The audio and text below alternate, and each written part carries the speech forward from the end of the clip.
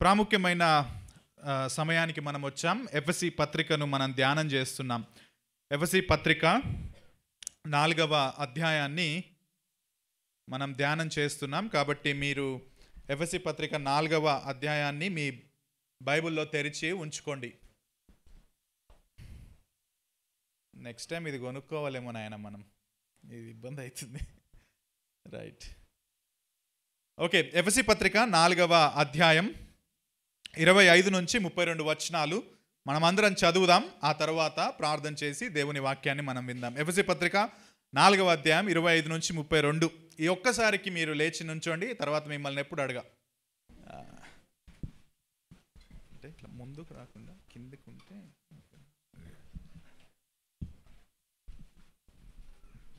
మళ్ళీ ఇది అడ్డమవుతుంది. ఇట్లుంటే నాకు ఇది చూడడానికి. నేను చదువుతాను, మీరు కూడా మీ బైబిల్లో ఈ వచనాలను చదివే ప్రయత్నం చేయండి నాతో కూడా. ఎఫెసీ పత్రిక 4వ అధ్యాయం 25 నుంచి 32 వచనాలు. మనము ఒకరికొకరం అవయవములై ఉన్నాము గనుక మీరు అబద్ధమాడుట మాని ప్రతివాడును తన పొరుగువానితో సత్యమే మాటలాడవలెను. కోపపడుడి గాని పాపము చేయకుడి. సూర్యుడు అస్తమించు వరకు మీ కోపము నిలిచి ఉండకూడదు. అపవాదికి చోటియకుడి. దొంగిలువాడు ఇక మీదట దొంగిలక అక్కరగలవానికి పంచిపెట్టుటకు వీలు కలుగు నిమిత్తం తన చేతులతో మంచి పని చేయుచు కష్టపడవలను. వినువారికి మేలు కలుగునట్లు అవసరమును బట్టి క్షేమాభివృద్ధికరమైన అనుకూల వచనమే పలుకుడి గాని దుర్భాష ఏదైనను మీ నోట రానియకుడి. దేవుని పరిశుద్ధాత్మను దుఃఖపరచుకుడి. విమోచన దినం వరకు ఆయన యందు మీరు ముద్రింపబడి ఉన్నారు. సమస్తమైన ద్వేషము, కోపము, క్రోధము, అల్లరి, దూషణ, సకలమైన దుష్టత్వము మీరు విసర్జించుడి. ఒకని ఎడల ఒకడు దయ కలిగి కరుణాహృదయులై క్రీస్తునందు దేవుడు మిమ్మును క్షమించిన ప్రకారం మీరును ఒకరినొకరు క్షమించుడి. దేవా, ఈ మాటలు మా జీవితాల్లో మేము పాటించడానికి సహాయం దయచేసి మాతో మాట్లాడమని యేసుక్రీస్తు నామంలో ప్రార్థిస్తున్నాం తండ్రి, ఆమేన్. కూర్చోండి.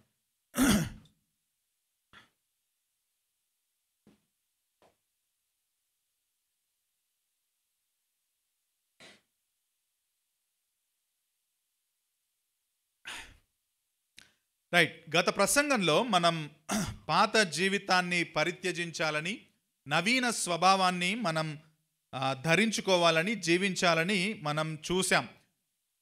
యేసుక్రీస్తును అంగీకరించక ముందు ఎఫెసీ పట్టణంలో ఉన్న ఈ ప్రజలు అంధకారమైన మనస్సు కలవారిగా ఉన్నారని, వ్యర్థమైన మనస్సు కలవారిగా ఉన్నారని, వాళ్ళు తమను తాము కాముకత్వానికి అప్పజెప్పుకున్న వారిగా ఉన్నారని, జీవమైన దేవుని నుండి వేరు చేయబడిన స్థితిలో వారు ఉన్నారని గత ప్రసంగంలో మనం చూసాం.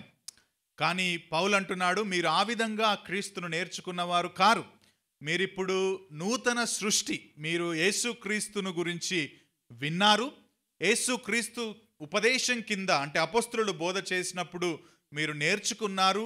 కాబట్టి మీ జీవితం పాత జీవితంలాగా ఉండకూడదు అని చెప్పి మీరు నవీన స్వభావాన్ని ధరించుకోవాలి అని ఆయన చెప్పినట్టుగా మనం 24వ వచనంలో చూసాం. నీతియు యథార్థమైన భక్తియు గలవారై దేవుని పోలికగా సృష్టింపబడిన నవీన స్వభావాన్ని ధరించుకోవాలి. సో పాత జీవితాన్ని పరిత్యజించడం గత సర్మన్లో మనం మాట్లాడుకున్నాం.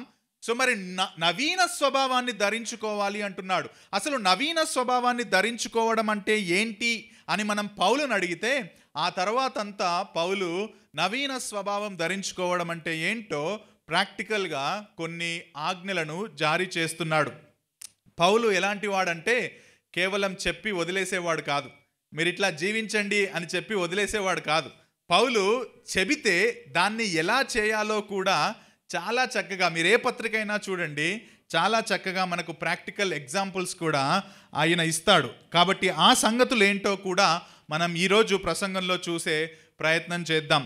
ఒక ఆదివారం పాస్టర్ గారు తన సంఘంతో ఈ విధంగా అన్నారట. ఇది మీలో చాలామందికి తెలుసు. తెలిసిన వాళ్ళు మళ్ళీ నవ్వండి, తెలియని వాళ్ళు తప్పకుండా నవ్వండి. ఒక ఆదివారం పాస్టర్ గారు అన్నారట, వచ్చే ఆదివారం నేను మీకు మార్కు సువార్త 17వ అధ్యాయం నుంచి ప్రసంగం చేయబోతున్నాను. దయచేసి మీరందరూ ఇంటికి వెళ్ళి మార్కు సువార్త 17ను చాలా శ్రద్ధగా చదివి రండి అన్నాడట. ఆ తర్వాత అందరూ వచ్చారు. నెక్స్ట్ ఆదివారం సరే, మార్కు సువార్త 17వ అధ్యాయం చదివిన వాళ్ళందరూ చేతులెత్తండి అంటే దాదాపు సంఘం అంతా చేతులెత్తేసిందంట. అప్పుడు పాస్టర్ గారు నాలాగా చిరునవ్వు నవ్వి, నవ్వేనా రైట్, చిరునవ్వు నవ్వి అన్నాడంట, మార్కు సువార్తలో 16 అధ్యాయాలే ఉన్నాయి, 17వ అధ్యాయం లేదు. అసలు అబద్ధం అనే పాపం గురించి నేను ప్రసంగం స్టార్ట్ చేస్తానని ప్రసంగం మొదలు పెట్టాడంట, అబద్ధం ఆడడం అంటే ఏంటి అని. సో ఈరోజు దాదాపుగా మనం అదే లైన్లో దేవుని వాక్యాన్ని ధ్యానించబోతున్నాం.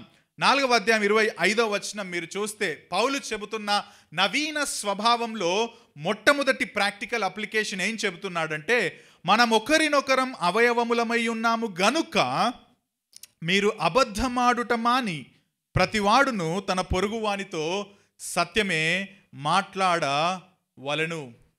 పౌలు ఏంటి నవీన స్వభావం ధరించుకోవడం అంటే ఫస్ట్ చెబుతుంది ఏంటంటే, మీరు అబద్ధాలు ఆడడం మాని సత్యం మాట్లాడడం, లేకపోతే నిజం చెప్పడమే నవీన స్వభావం అంటే యేసుక్రీస్తులో నూతన పరచబడిన అనుభవం అని పౌలు ఇక్కడ చెబుతున్నాడు.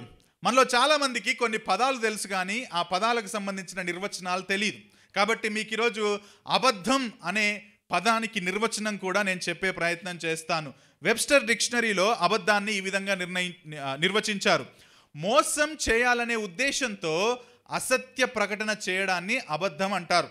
అంటే ఎవరినైనా నువ్వు మోసం చేయాలనే ఉద్దేశంతో వారికి అసత్యమైన విషయాన్ని చెప్పడం దాన్ని అబద్ధం అని అంటారు. ఉదాహరణకు జాన్, మనలో జాన్ ఎవరు లేరు కాబట్టి జాన్ పేరు పెట్టా. జాన్ తన బాస్కి ఏమని చెప్పాడంటే, నాకు ఒంట్లో అస్సలు బాగలేదండి, ఒక 2-3 రోజుల నుంచి లూజ్ మోషన్స్ అవుతున్నా, విపరీతమైన తలనొప్పి ఉంది, ట్యాబ్లెట్స్ వేసుకున్నా, డాక్టర్ గారు 2 రోజులు రెస్ట్ తీసుకోమన్నారు అని చెప్పి బాస్కి చెప్పాడు. కానీ ఆ తర్వాత తెలిసింది ఏంటంటే తన ఫ్రెండ్స్తో గోవాకి ఒక 3 రోజులు ట్రిప్కి వెళ్ళినట్టుగా తెలిసింది. సో ఇక్కడ ఏం చేశాడంటే జాన్ తన బాస్ని తాను మోసం చేశాడు. దేనికి మోసం చేశాడు? ఒక అబద్ధమైన విషయాన్ని చెప్పడం ద్వారా తను స్వార్థంగా తనకు కావలసినవి చేసుకోవడానికి చేసిన ఆ పద్ధతిని, లేకపోతే చెప్పిన ఆ మాటను మనం అబద్ధం అని నిర్వచించవచ్చు. ఇక్కడ బాస్ని ఏ విధంగా అయితే తప్పు చెప్పి మోసం చేశాడో దాన్నే అబద్ధం చెప్పడం అని నిర్వచిస్తారు. అయితే నూతన నిబంధనలో అబద్ధం అన్న మాటకు గ్రీకులో వాడిన పదం ఏంటంటే సూడోస్. అందుకే యాక్చువల్లీ ఇంగ్లీష్లో ఉన్న ఈ సూడోస్నే తెలుగులో గ్రీక్లో ఉన్న సూడోస్నే ఇంగ్లీష్లోకి వాడతారు. సూడో అంటే ఫేక్ అని అర్థం, అవును కదా. సో అబద్ధం అంటే దాదాపు ఫేక్ అనేది అర్థం వస్తుంది. సో ఈ సూడోస్ అన్న పదం న్యూ టెస్టిమెంట్ మొత్తంలో దాదాపు 10 సార్లు వాడారు. మీకు ఆ స్క్రిప్చర్స్ అన్ని ఒకటేసారి చూపించను, నేను చెప్పే ప్రతి పాయింట్లో మీకు ఆ స్క్రిప్చర్స్ నేను చూపించే ప్రయత్నం చేస్తాను. కానీ 2 వచనాలు మీరు ముందు ఇక్కడ చూడండి. ఈ మొత్తం సర్మన్లో మీకు చాలా వచనాలు చూపిస్తాను. ఏంటి ఇన్ని వచనాలు చూపిస్తున్నాడు అని అనుకోవద్దు. దయచేసి మీరు ప్రతి వచనాన్ని జాగ్రత్తగా గమనించండి. మనం ఎక్స్పోజిషనే చేస్తున్నాం, కానీ ప్రతి విషయాన్ని చాలా జాగ్రత్తగా మనం చూద్దామన్న ఉద్దేశంతో నేను చాలా ఎక్కువగా దీన్ని ఎలాబొరేట్ చేసి చెప్పే ప్రయత్నం చేస్తున్నాను. సరే, రోమీలకు రాసిన పత్రిక 1వ అధ్యాయం 25వ వచనం. అక్కడ పౌలు అవిశ్వాసుల గురించి మాట్లాడుతూ అంటున్నాడు. ఏమంటున్నారంటే, అట్టివారు అంటే అవిశ్వాసులు దేవుని సత్యమును అసత్యమునకు మార్చారు. సూడోస్ అన్న పదాన్ని అక్కడ వాడారు, సేమ్ పదం. సృష్టికర్తకు ప్రతిగా సృష్టమును పూజించి సేవించారు, యుగముల వరకు ఆయన స్తోత్రార్హుడై ఉన్నాడు, ఆమెన్. సత్యాన్ని అసత్యానికి మార్చారు, సృష్టికర్తకు ప్రతిగా సృష్టిని పూజించారు. అంటే అసత్యంలో వాళ్ళు ఉన్నారని చెప్పి ఆ పదాన్ని అక్కడ పౌలు వాడాడు. 1వ యోహాను 2:21లో కూడా ఆ పదాన్ని వాడాడు యోహాను.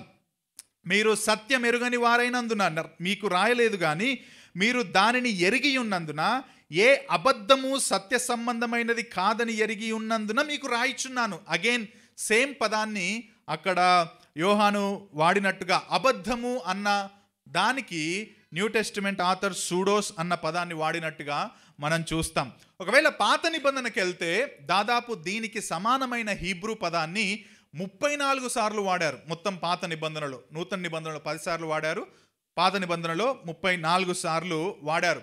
ఇది ఏదో కేవలం అవిశ్వాసుల సమస్య కాదు.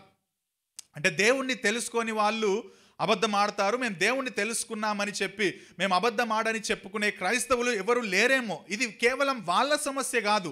ఒక విధంగా చెప్పాలంటే ఇది ప్రతి వ్యక్తిలో సర్వసాధారణంగా కనబడే సమస్య. రక్షించబడ్డ తర్వాత కూడా చాలాసార్లు మనం ఈ సమస్య లేకపోతే ఈ పాపం గుండా వెళతాం. కొన్నిసార్లు తెలియక వెళ్తాం, దాని తీవ్రత తెలియక వెళ్తాం. కొన్నిసార్లు కావాలనే తప్పించుకోవాలని కూడా మనం అబద్ధం చెప్పే ప్రయత్నం చేస్తాం. కానీ దేవుని వాక్యం ఈ అబద్ధాన్ని ఏ విధంగా నిర్వచిస్తుంది, దేవుని వాక్యం అబద్ధం గురించి చెప్పిన విషయాలేంటి, ఈరోజు మనం తెలుసుకునే ప్రయత్నం చేద్దాం. సర్వసాధారణంగా అబద్ధం చెప్పడానికి గల కారణాలు ఏంటంటే ప్రాథమికంగా మనలో ఉన్న పాప స్వభావం. మనలో నాటుకుపోయిన లేకపోతే నరనరాల్లో నిండిపోయిన పాప స్వభావాన్ని బట్టి మనం అబద్ధమాడతాం. ఒక రకంగా అబద్ధానికి జనకుడు సాతాను అని యోహాను సువార్త 8:44లో యేసు ప్రభుల వారే చెబుతారు. వాడు అబద్ధమాడునప్పుడు సేమ్ అదే పదాన్ని వాడాడు యేసుక్రీస్తు ప్రభువు కూడా. 8:44లో సూడోస్ అన్న పదాన్ని వాడాడు. తన స్వభావము అనుసరించి మాట్లాడును, వాడు అబద్ధికుడును, అబద్ధమునకు జనకుడునై ఉన్నాడు అని అంటాడు యేసుక్రీస్తు ప్రభు అపవాది గురించి మాట్లాడుతూ. సో యేసుక్రీస్తును అంగీకరించక ముందు మనమందరం ఎవరి కుమారులం కుమార్తెలము అంటే ప్రభు అంటున్నాడు, అబద్ధముకు జనకుడై ఉన్న సాతాను యొక్క కుమార్తెలు కుమారులు మీరు, కాబట్టి మీరు కూడా అబద్ధం ఆడుతారు అన్న అర్థాన్ని అక్కడ పౌలు యేసుక్రీస్తు ప్రభు చెబుతున్నారు. సో ఇది కేవలం రక్షించబడని వాళ్ళ సమస్యే కాదు బ్రదర్స్ అండ్ సిస్టర్స్, ఇది రక్షించబడిన వాళ్ళ సమస్య కూడా. ఈ సమస్య యేసుక్రీస్తు రెండవసారి వచ్చేంత వరకు కూడా మనం ఎదుర్కొంటాం చాలాసార్లు. ఈ రోజుతో కాదు, యేసుక్రీస్తు వచ్చే వరకు కూడా ఈ సమస్యను మనం ఎదుర్కోబోతున్నాం. ఎందుకంటే రక్షించబడ్డ తర్వాత కూడా నూతన స్వభావాన్ని ధరించుకున్నప్పుడు కూడా పాపం అనే ఈ మచ్చలు మనలో ఉన్నాయి. కాబట్టి మనం ఈ పాపాన్ని కూడా చేయడానికి ప్రతి అవకాశం ఉంది. అందుకే పౌలు అంటున్నాడు, జాగ్రత్త, మీరు అవయవముల, మనం ఒకరికొకరం అవయవం కాబట్టి అబద్ధం ఆడటం అని ప్రతి వారు కూడా సత్యం చెప్పాలి. అంటే మనం ఎఫర్ట్ పెట్టాలి. అవకాశం ఉంది కాబట్టి మనం అబద్ధం ఆడకుండా సత్యం చెప్పే ప్రతి ప్రయత్నం చేయాలి అంటాడు. సో ఫస్ట్ది ఏంటంటే reason because of our inherited sinful nature. మనలో ఉన్న పాప స్వభావాన్ని బట్టి మనం అబద్ధం చెబుతాం. రెండవ కారణం ఏంటంటే అసలు అబద్ధం చెప్పడం పెద్ద పాపం కాదనుకుంటాం చాలాసార్లు. మన దృష్టిలో ఏవి పెద్ద పాపాలంటే దొంగతనం చేయడం, లేకపోతే పెళ్ళికి ముందే వ్యభిచారం చేయడం, లేకపోతే పెళ్ళైన తర్వాత వేరే వాళ్ళతో సంబంధం పెట్టుకొని వ్యభిచారం చేయడం, ఇవన్నీ పెద్ద పెద్ద పాపాలు. ఎవరినైనా హత్య చేయడం, ఇవి పెద్ద పాపాలు అనుకుంటాం. కానీ అబద్ధమా, దట్స్ ఓకే. అసూయనా, దట్స్ ఓకే.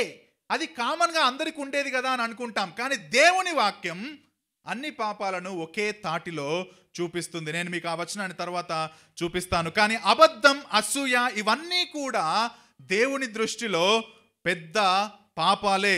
ఈ పాపాలు పెద్దవి కాదు, దేవుడు వీటిని పట్టించుకోడు అనే తత్వం ఎవరికైనా ఉంటే మీరు జాగ్రత్తగా ఈ మాటలు వినే ప్రయత్నం చేయండి. సామెతలు 6:7-19 వచనాలు, 17-19. యెహోవాకు అసహ్యమైనవి 6 కలవు, 7 ఆయనకు హేయము. ఇవి దేవుడు ఇష్టపడడంట. యెహోవాకు హేయమైనవి ఇవన్నీ ఏంటవి?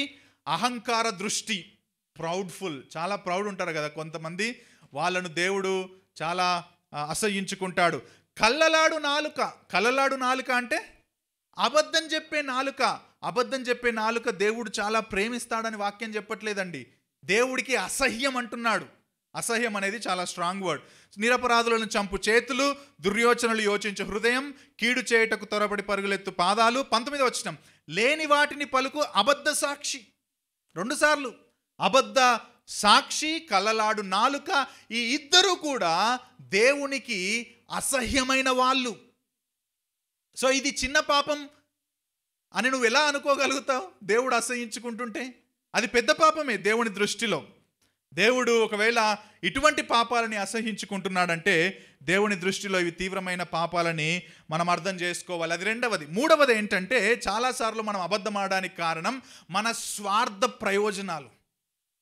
మన స్వార్థం కోసం, మన స్వప్రయోజనం కోసం అబద్ధం ఆడతాం.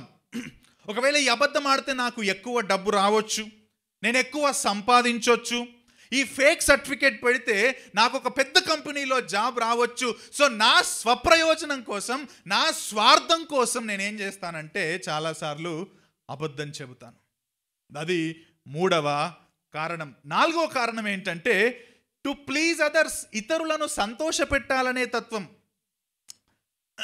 భార్య బాగా కూర చేయలేదనుకోండి, ఏం చేస్తాం మనం జనరల్గా? ఆమెను బాధ పెట్టడం ఎందుకులే, పొద్దుగాల నుంచి బాగా కష్టపడ్డదని, పర్లేదురా బాగానే అయింది, మంచినే అయిందని అంటాం కదా, అవునా కాదా? అది సత్యమా అసత్యమా, అబద్ధమా నిజమా? అంటే కొందరు భయపడి చెప్తారు, వద్దులే నాయన ఎందుకు మళ్ళీ తర్వాత ఒక గంట సేపు మళ్ళీ క్లాస్ వస్తాను, అదొక వేరే, నేను వాళ్ళ గురించి మాట్లాడతలే. కానీ జనరల్గా భార్య బాగా వండలేదు అనుకోండి, ఏం చెప్పాలా? బాగాలేదని చెప్పాలా, మంచిగా వండు నాన్న అని చెప్పాలి. నా భార్యకి అప్పుడప్పుడు నేను ఏం చెప్తానంటే, కొన్నిసార్లు బాగాలేదని ముఖం మీద నేను చెప్తాను, కావలిస్తే అడగండి, నేను అబద్ధం ఆడతలే. మళ్ళీ కొన్నిసార్లు ఏంటంటే వెరైటీగా ఉంది స్వీటీ అని చెప్తాను. అంటే నా ఉద్దేశం నిజంగా మొత్తానికి బాగలేదని కాదు, నిజంగానే నాకు కొంత కలర్ బ్లైండ్, నాకు కొంత టేస్ట్ బ్లైండ్. నేను ఏదున్నా తినేస్తా, కడుపు నిండితే చాలు అనుకుంటా అనమాట. సో టేస్ట్ పెద్దగా ఆలోచించా కాబట్టి కొంచెం వెరైటీగా ఉంది బెటా అని అంటాను. కొన్నిసార్లు బాగాలేదని చెప్తాను. కానీ ఆమెనేదో సంతోష పెట్టాలని అబద్ధం ఆడడం అనేది అది కూడా మంచిది కాదు అని నేను చెప్పే ప్రయత్నం చేస్తున్నాను. ఇక్కడ మంచిగా పాటలు పాడారు ఇప్పుడు బాగా, ఓకే. ఒకవేళ రాగం తాళం అన్నీ తప్పి ఇష్టం వచ్చినట్టు పాడిన తర్వాత కిందికి వచ్చి అబ్బా అరారత్ ఏమన్నా పాడినావు అన్నావు అనుకో, యూ వాంట్ టు ప్లీజ్ అరారత్ని సంతోష పెట్టాలి, బాధ పెట్టకూడదు అనే ఉద్దేశంతో నువ్వు ఏం చేస్తున్నావంటే ఓవర్ ఎంతూజియాజం అన్నమాట. ఇది ఏం చెప్తున్నావు అంటే అబద్ధం చెప్తున్నావు, అది కూడా మంచిది. సో పాయింట్ ఏంటంటే ఇతరులను సంతోష పెట్టాలని, ఇతరులను ఎందుకు బాధ పెట్టడం అని చెప్పే ఒక ఓవర్ ఎంతూజియాజంతో కూడా కొన్నిసార్లు మనం అబద్ధం చెప్పే అవకాశం ఉంటుంది. సో ఈ 4 ప్రధానమైన కారణాలుగా నేను చూస్తాను అబద్ధం చెప్పడానికి మనకున్న కారణాల్లో.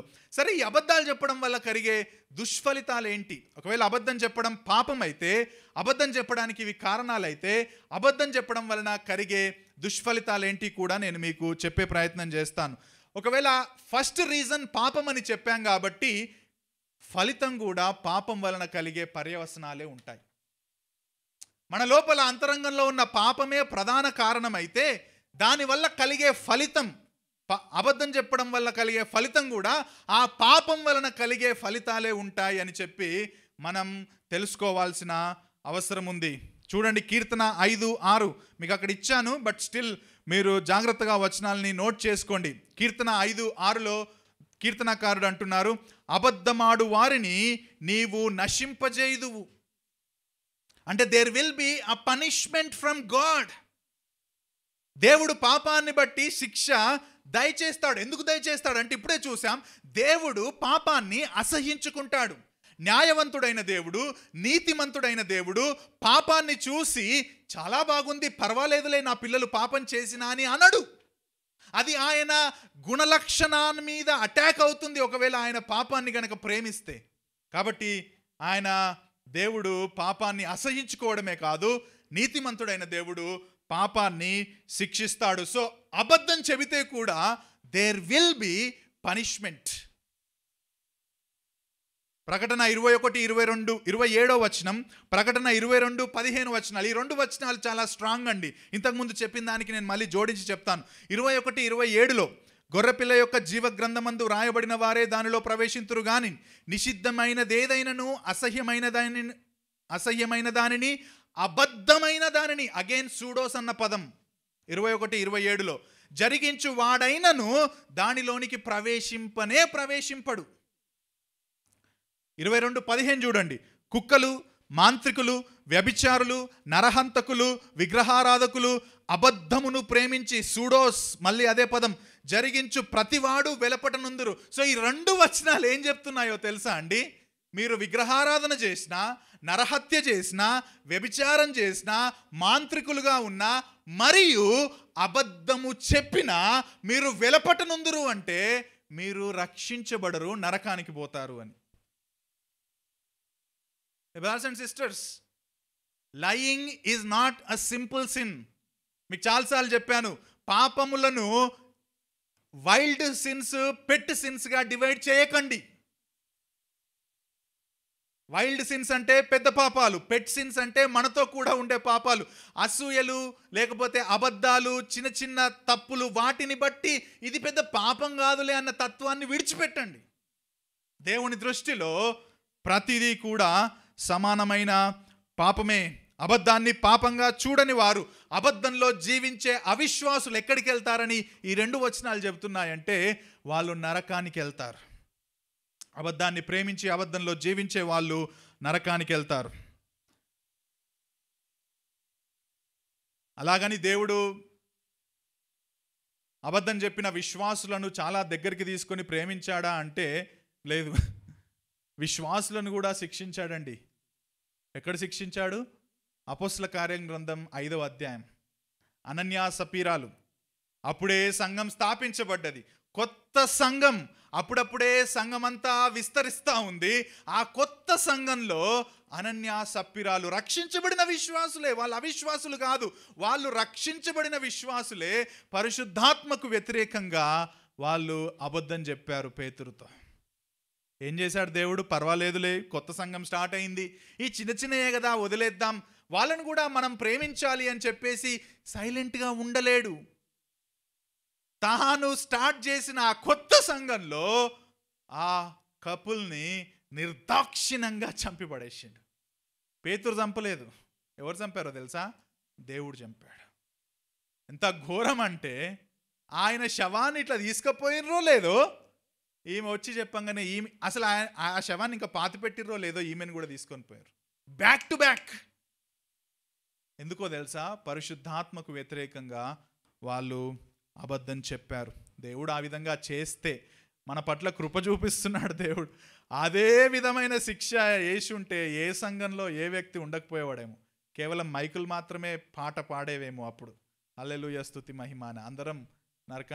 అందరం శిక్ష గురయ్యే వాళ్ళమే. వాళ్ళు నరకానికి పోయిర్రని నేను అనట్లేదు, శిక్షించబడ్డారు. కానీ మనందరం కూడా అదే విధంగా శిక్షించబడే వాళ్ళమేమో.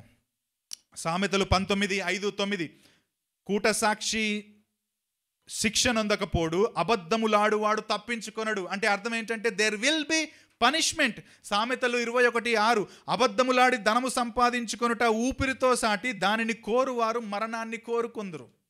వాటిని ఎక్స్ప్లెయిన్ చేయాల్సిన అవసరం లేదేమో, సామెతలు ఎంత క్లియర్గా ఉన్నాయి చూడండి. అబద్ధములాడి ధనము సంపాదించుకుంటున్నారంట కొందరు.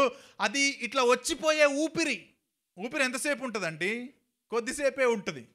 గడ్డి పూస లాంటిది మన జీవితం, ఊపిరి వంటిది మన జీవితం అంటాం కదా, ఊపిరి వంటిది అది. ఏంటది? అబద్ధములాడి డబ్బు సంపాదించుకోవడం. అలా సంపాదించుకునే వాళ్ళు దేన్ని కోరుకుంటున్నారంట అంటే మరణాన్ని కోరుకుంటున్నారంట. అంటే there will be punishment, dear brothers and sisters. If you are lying, God will not accept until unless you repent and ask forgiveness. There will be punishment. ఏం జరుగుతుంది ఇంకా? ఒకవేళ మనం అబద్ధంలోనే జీవిస్తే అబద్ధం వల్ల కలిగిన మరొక దుష్ఫలితం ఏంటంటే నమ్మకం కోల్పోతాం మనం. we lose trust from people. నమ్మకాన్ని కోల్పోతాం.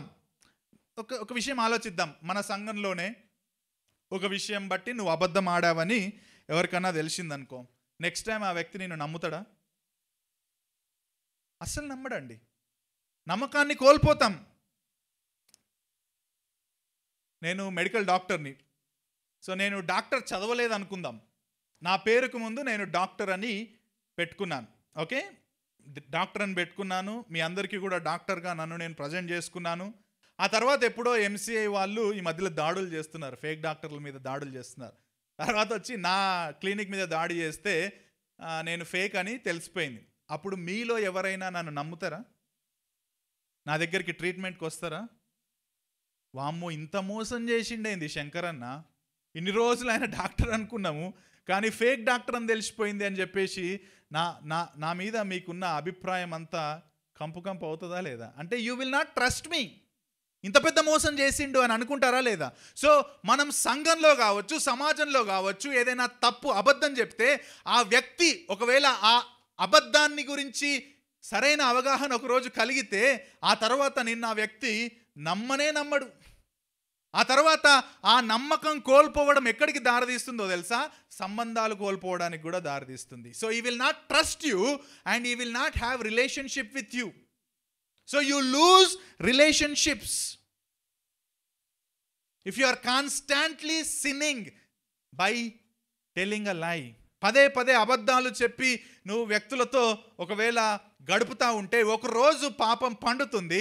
ఆ రోజు వాళ్ళు నీ మీద నమ్మకాన్ని కోల్పోతారు అండ్ ప్రజలు కూడా నీ నుండి దూరంగా ఉండడానికి ప్రయత్నం చేస్తారు. నీలాంటి ఫేక్ పర్సన్స్తో ఉండడానికి ఎవ్వరూ ఇష్టపడరు. నాలుగవది అపరాధ భావన ఉంటుంది. ఒకవేళ నిజంగా అబద్ధం చెబితే ఇది చాలాసార్లు మనం అనుభవిస్తాం, రక్షించబడ్డ వాళ్ళం అనుభవిస్తాం. సడన్గా అబద్ధం చెప్పేస్తాం, వాళ్ళను ప్లీజ్ చేయాలని, వాళ్ళని సంతోష పెట్టాలని అబద్ధం చెప్తాం. ఆ తర్వాత అబ్బా చెప్పకుండా ఉంటే అయిపోయేది కదా, ఎందుకు అబద్ధం చెప్పానని చెప్పేసి ఒక గిల్టీ ఫీలింగ్లోకి వెళ్తాం. చాలాసార్లు నాకు కూడా జరిగింది. అంటే నేనేదో అబద్ధం చెప్పకుండా ఇక్కడ ప్రసంగం చేస్తున్నానని మీరు అనుకుంటున్నారేమో. మనందరం సేమ్ బోట్లో ప్రయాణం చేస్తున్న వాళ్ళమే.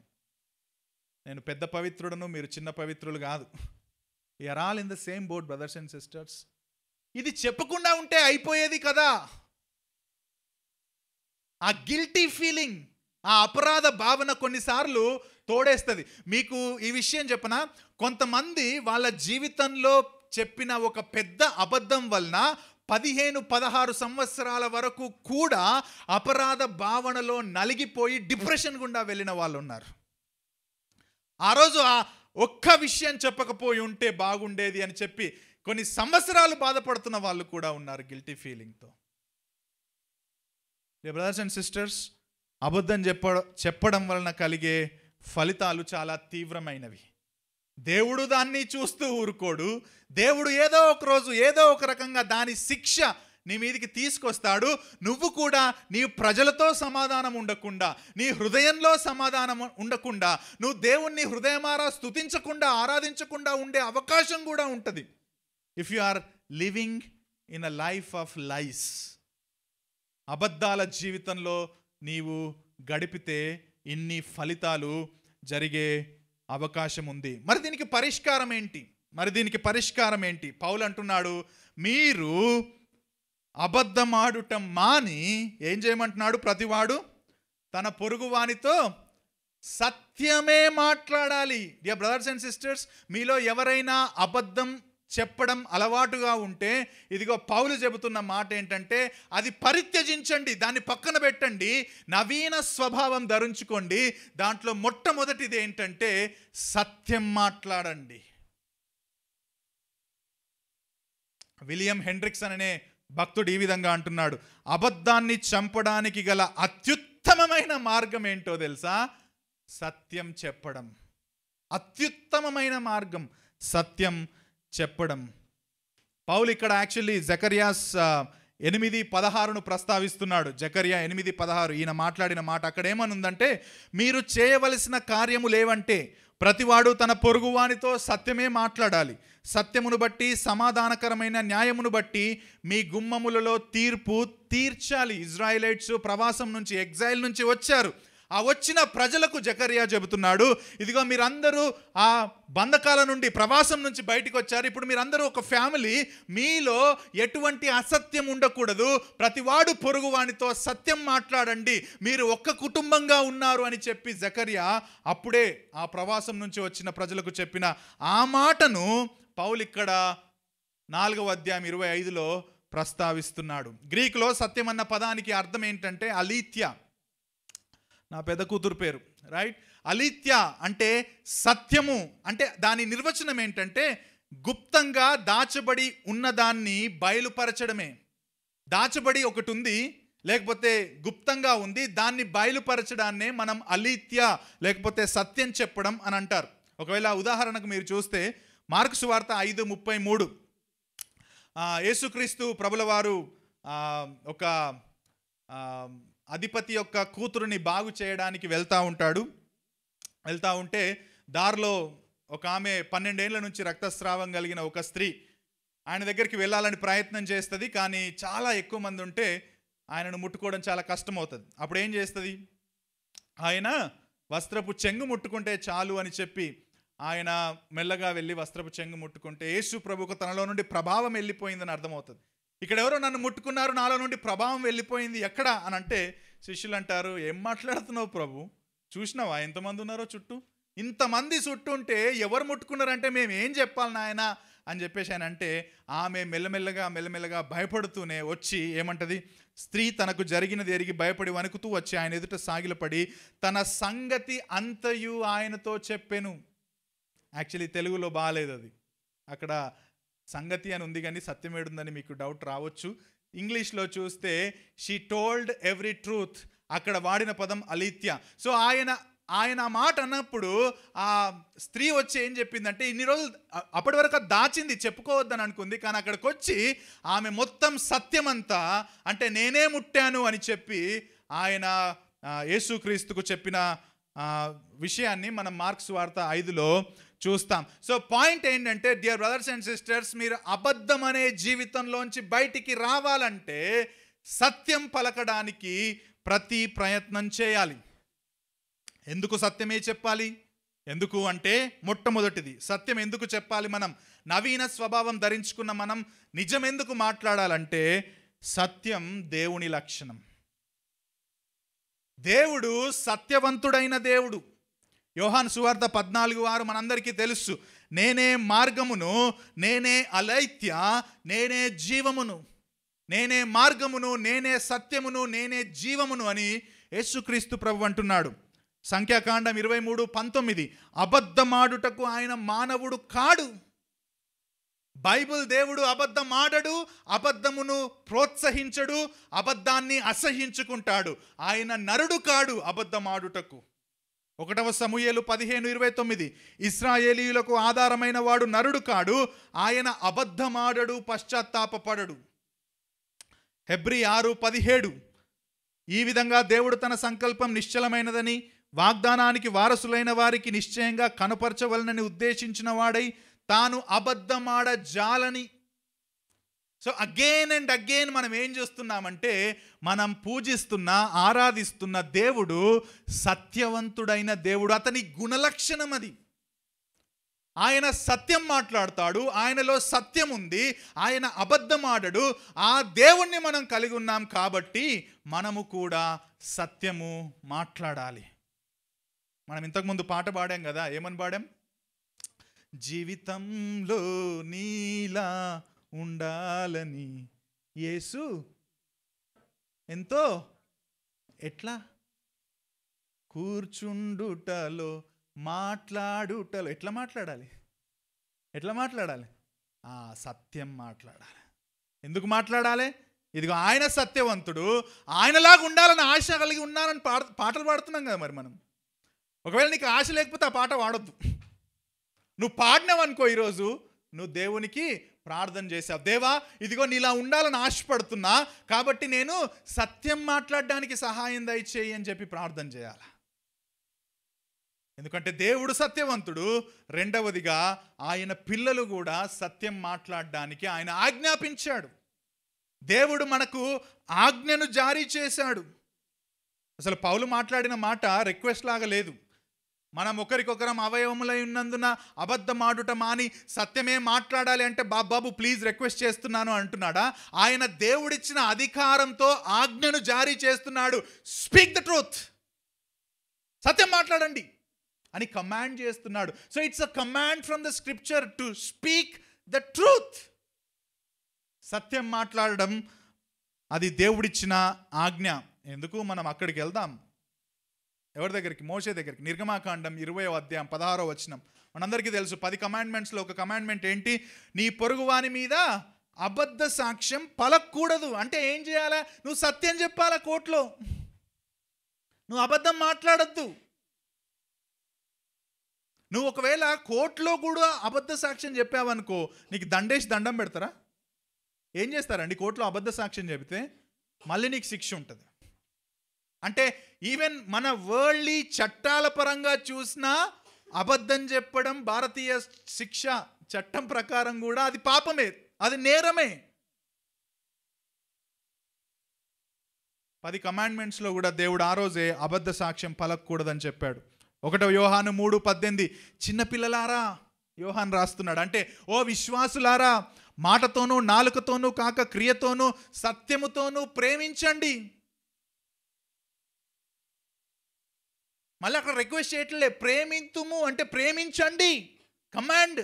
మనం ఆజ్ఞాపించబడ్డాం సత్యం మాట్లాడడానికి.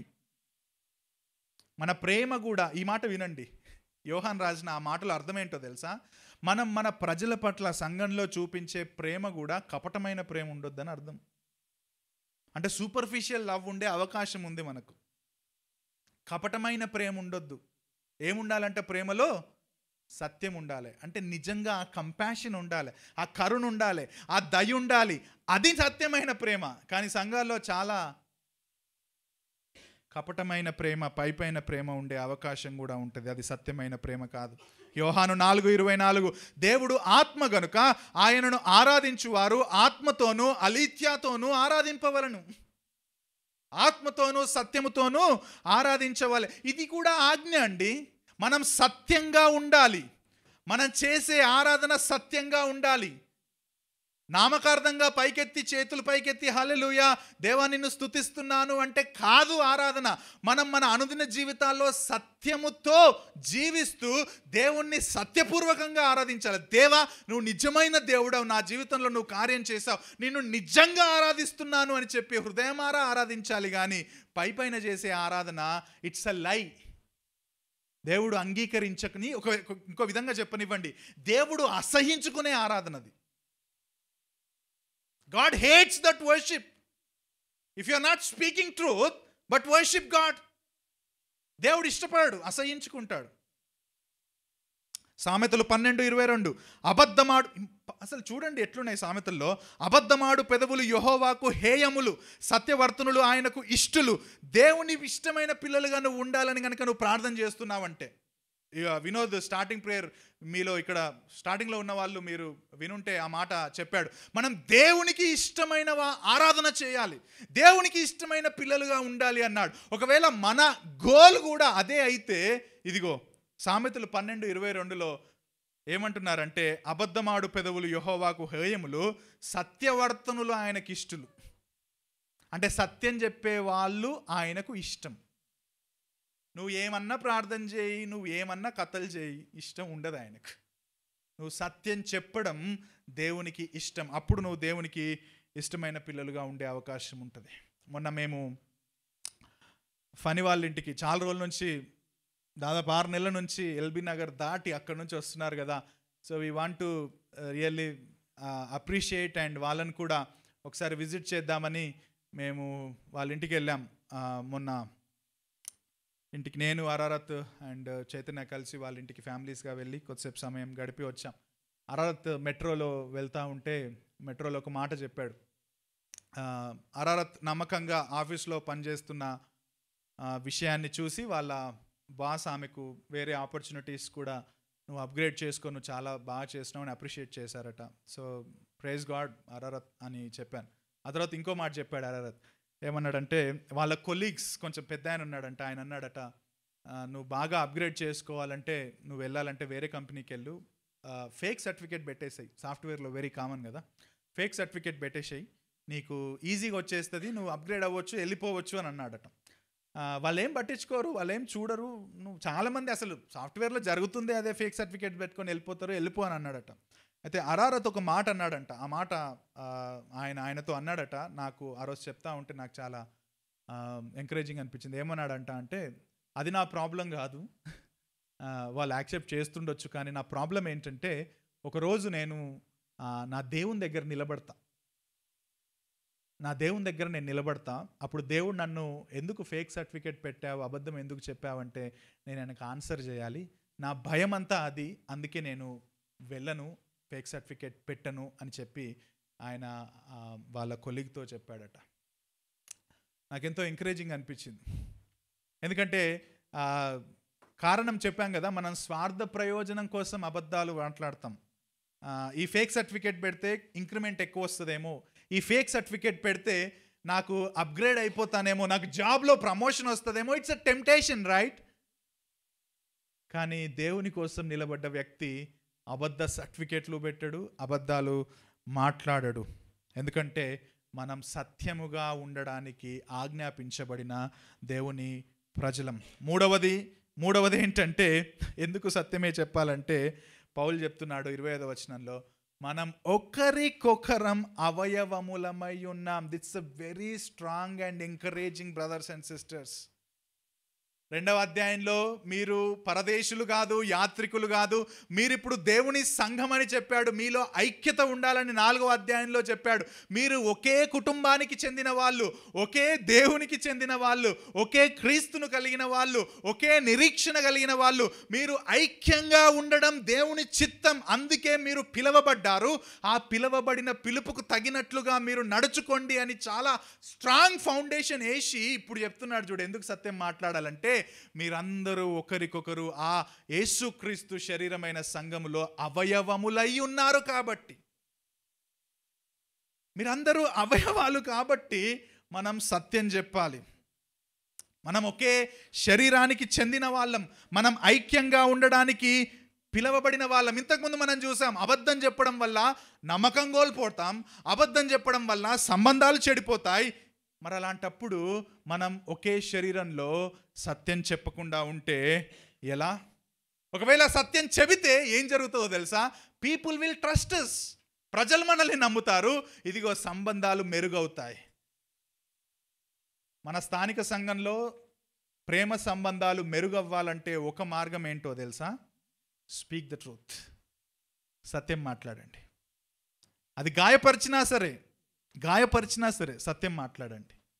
అప్పుడు మీ ప్రేమ సంబంధాలు, ఒకరి పట్ల ఒకరికి సంబంధాలు మెరుగవుతాయి. దానివల్ల ఏం జరుగుతుందో తెలుసా? సంఘం క్షేమాభివృద్ధి పొందుతుంది. The church will Edify.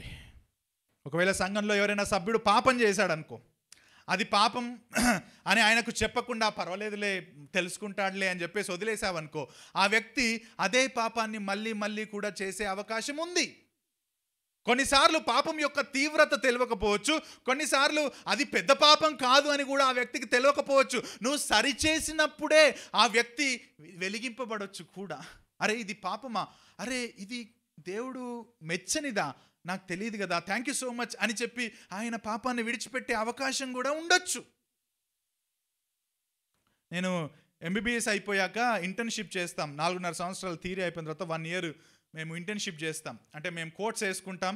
So మేము ట్రీట్ చేయొచ్చు. ఎక్కడ చేయాలంటే, మేము ఏ మెడికల్ కాలేజ్లో చదువుతున్నామో అదే మెడికల్ కాలేజ్లో 1 year ఇంటర్న్షిప్ చేయాలి. పేషెంట్స్ కేస్ షీట్స్ రాయాలా, ట్రీట్మెంట్ రాయాలా, చూసుకోవాలా. సో ప్రాక్టికల్గా మేము చేస్తామన్నమాట. దాన్ని ఇంటర్న్షిప్ అంటాం. ఆ టైంలో ఇప్పటికీ కూడా మీరు ఎవరినన్నా అడగండి, 1 year ఇంటర్న్షిప్ టైంలో అందరూ బయట ప్రైవేట్ హాస్పిటల్స్లలో డ్యూటీస్ చేస్తారు. ఎందుకంటే పర్ డ్యూటీకి వాళ్ళకు ఒక 3,000 5,000 ఇస్తారు. మా అప్పుడు 500 ఇచ్చారు నాకు అప్పుడు 2007 ఆ ప్రాంతంలో. ఇప్పుడు దాదాపు 3-4 వేలు ఇస్తారు ఒక డ్యూటీకి.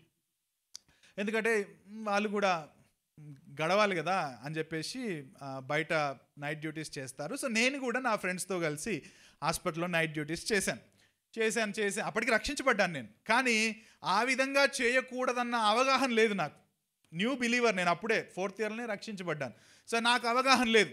కానీ ఈఎంఎఫ్ఐ నుంచి, అంటే మెడికల్ ఫెలోషిప్ ఆఫ్ ఇండియా అనే ఆర్గనైజేషన్లో కూడా నేను ఉండేవాడిని కాబట్టి అందులో ఉన్న మా ఫ్రెండ్స్ వాళ్ళు మెల్లగా నాకేం చెప్పారంటే, రే that is not right. Actually మనకి ఇంకా డిగ్రీ చేతికి రాలే. మన చేతికి డిగ్రీ వస్తేనే మనం ట్రీట్మెంట్ రాయడానికి అర్హులం, మనం డ్యూటీస్ చేయడానికి అర్హులం. కాబట్టి అది సరైన విధానం కాదు అని చెప్పారు. నేను అప్పటికే 15 రోజులు ఏమో చేశాను నైట్ డ్యూటీస్ ఒక కార్డియాక్ హాస్పిటల్లో. 50 days అయిపోయింది. అది ఫినిష్ చేస్తే 30 రోజుల శాలరీ వస్తుందన్న టెంప్టేషన్ ఉంది. ఎందుకంటే నేను వచ్చిన బ్యాక్గ్రౌండ్ చాలా పూర్ బ్యాక్గ్రౌండ్. మా ఫాదర్ నెల డబ్బులు పంపించడానికి కూడా కష్టమయ్యేది. సో చేద్దామన్న ఒకటి ఉంది బాగా, కానీ ఇక్కడనేమో చేయకూడదని తెలిసిపోయింది. సో నేను చాలా కష్టంగా, ఇష్టంగా అయితే చేయలేదు, చాలా కష్టంగా మానేశా. ఎందుకంటే డబ్బులు వస్తాయన్న ఒక ఆశ ఉండేది. కానీ ఎందుకో దేవుడు ఆ మాట నాకు క్లియర్గా తెలియజెప్పేసిన తర్వాత, ఆ తర్వాత ఇంకో పెద్ద సీనియర్ డాక్టర్స్ని కూడా అడిగా, క్రిస్టియన్ డాక్టర్స్ హైదరాబాద్లోనే ఉంటారు, మనోహర్ పాల్ అని, నాకు ఇంకా గుర్తు. ఆయనకు కూడా అడిగితే, లేదు Shankar we should not do it అని చెప్పగానే ఇంకా కష్టమే అయినా కానీ నేను దాన్ని పక్కన పెట్టా. సో ఇప్పుడు పాయింట్ ఏంటంటే, అది నాకు తెలీదు, వీళ్ళు నాకు చెప్పారు కాబట్టి నేను ఆ విధంగా తప్పులో ఉన్నాను అని వాళ్ళు నాకు చెప్పారు కాబట్టి నేను ఆపేశాను. సో కొన్నిసార్లు మనకు తెలియకపోవచ్చు పాపం అని కూడా, ఎస్పెషల్లీ న్యూ బిలీవర్స్కి అది పాపం అన్న అవగాహన రాకపోవచ్చు. కానీ నువ్వు చెప్పలేదనుకో ఆ పాపంలో అతడు కొనసాగే అవకాశం ఉంటుంది. కాబట్టే మనం ఏం చేయాలంటే పాపాన్ని కరెక్ట్ చేయాలి. ఎందుకు చేయాలంటే he is also your family member. MacArthur గారు చాలా మంచి ఉదాహరణ చెప్తారు, అసలు చాలా నాకు నచ్చింది. ఏమంటారంటే, నేను చదువుతాను చూడండి. So quote MacArthur, right. మనం ఒకరితో ఒకరు సత్యాన్ని మాట్లాడనప్పుడు, సత్యం చెప్పనప్పుడు, ఉందా అక్కడ? చదవండి. మన సహవాసానికి మనం హాని చేస్తాం. ఉదాహరణకు స్నానం చేస్తున్నప్పుడు చలి నీళ్ళు వేడిగా, వేడి నీళ్ళు చల్లగా ఉందని మీ మెదడు మీకు చెప్పినట్లయితే ఏం జరుగుతుంది?